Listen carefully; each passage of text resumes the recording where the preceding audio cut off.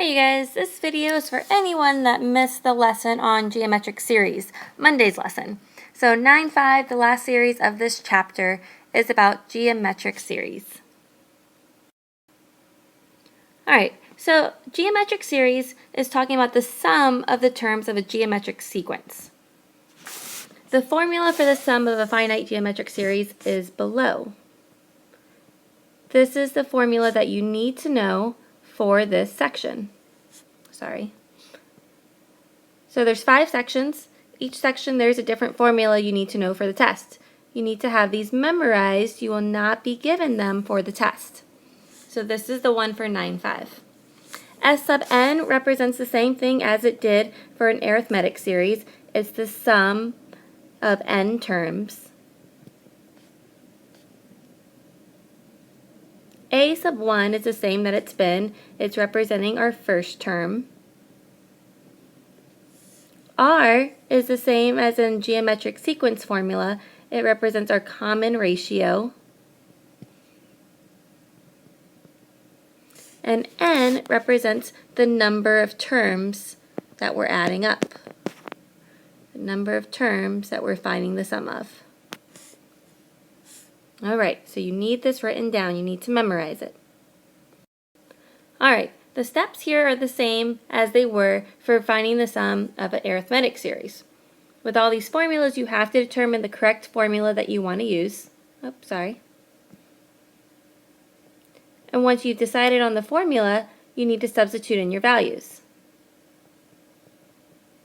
Now, just as before, if after you substitute in all your known values, you still have more than one unknown, you must use another formula. Since we are finding the sum of a geometric series, the formula that could help us is going to be the geometric sequence formula that you use to find a specific term. And you should have this one memorized. We already know it. It's a sub n is equal to the first term times the common ratio to the power of n minus 1. So we're going to use that formula if we need to find more variables.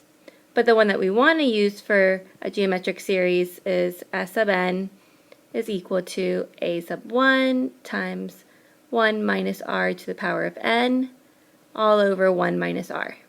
So that's the one we want to use. So in our first example, it says, what is the sum of the finite geometric series? So our key words here are sum and geometric. Since it says both of those, we know we want to use our new formula. So I want to go ahead and I want to identify what I know. I know my first term is 3. I know my common ratio is 2 because 3 times 2 gives me 6, 6 times 2 gives me 12, 12 times 2 gives me 24. But I don't know what n is. So in order to find n, in order for me to be able to use this formula, I need to find n, and therefore I need to go to this formula first. So I'm going to put this on hold. I'm going to use this formula to find n. So I know a sub n is my last term, which is 3072.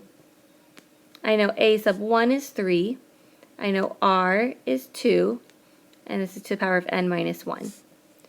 So to solve for n, I'm first going to divide by 3. And I get 1024 is equal to 2 to the power of n minus 1. And now I'm going to change the form, or change the base of 1024. I'm going to make it 2 to the power of 10 is equal to 2 to the power of n minus 1. And now since they both have a base of 2, I can cancel out my bases and set my exponents equal. So 10 equals n minus 1, and adding 1 I get n equals 11. So I can use that over here now. And now I have enough, or I have all the variables needed to use the formula that's going to give me my answer. So my formula will be S sub n, so S sub 11, equals a sub 1, which is 3, times the quantity of 1 minus r, which is 2 to the power of 11, and this is all over 1 minus r, so 1 minus 2. So we're going to plug this into our calculator, and we will get S sub 11 is equal to 6,141. And this is our answer. This is the sum of the finite geometric series above. Let's look at the second example. It says, what is the sum of the finite geometric series? So the same thing as above, it's just now we're looking at it in summation notation. So we still need to identify the same three things that we did above. We need to know what the first term is, the common ratio, and how many terms there are, so we can use our formula. Alright, so looking below, it says, if the lower limit on n is not 1, just like in our example, n is 0, how can you find the number of terms? So we know that we're adding up all of these terms up to term 20, but we're going from 0 to 20. Well, we know if our starting was 1, that from 1 to 20, that's 20 terms. Including 0, that makes it 21 terms. So our n here is 21. If you're a little confused on that, there is a general rule to find n. N is equal to our upper limit minus our lower limit plus 1. So our example is our upper limit is 20 minus our lower limit 0 plus 1. Well, that gives us 21. So n is 21. All right. We know n. We now need to find a sub 1, and we need to find out r. Well, to find our first term, we're going to plug in our lower limit. Our lower limit is 0. So if I plug in 0, I'll get my first term of my series. So 4 times 1/2 to the power of 0. That's equal to 4 times 1, which is 4. So a sub 1 is 4. To find r, I could do one of two things. I could find my next term in my series. My next term, if my first term was plugging in 0, then my next term would be to plug in 1. So it would be 4 times 1/2 to the power of 1, which is equal to 4 times 1/2, which is equal to 2. And now I know that my series goes 4 plus 2 plus ...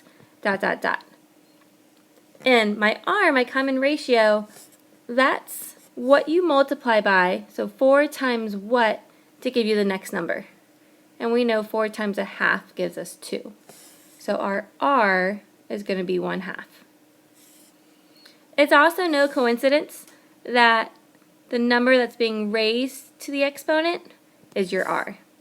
So you can kind of just keep that in mind too. But in case you forget or you're unsure, just find the next term and then see what the pattern is. So now that we know everything, we're going to plug this into our formula.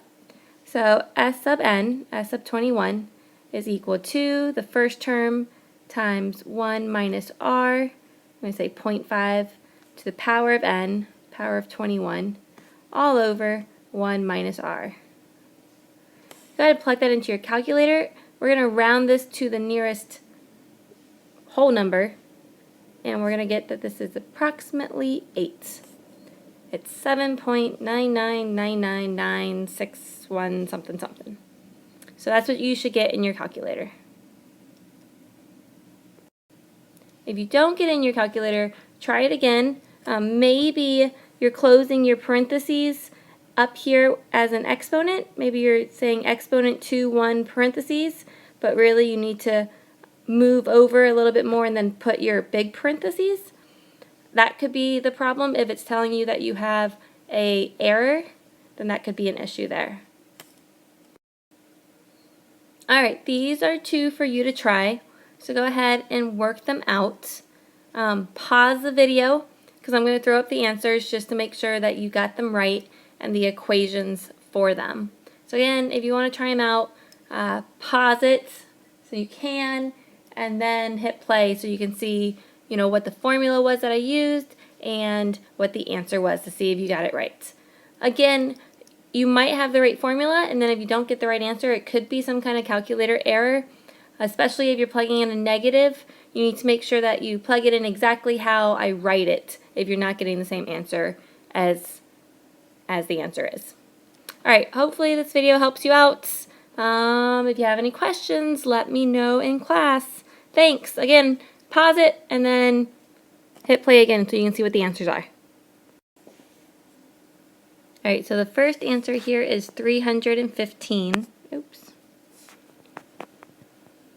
And I found that by saying negative 15 to the power of 1 minus negative 2 to the power of 6 all over 1 minus negative 2.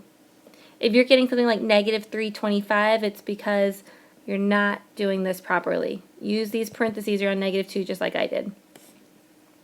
And the second one is negative 1705, or 1705, and the formula for that is 5 times 1 minus negative 2 to the power of 10 over 1 minus negative 2. Alright, so hopefully this helped. See you in class.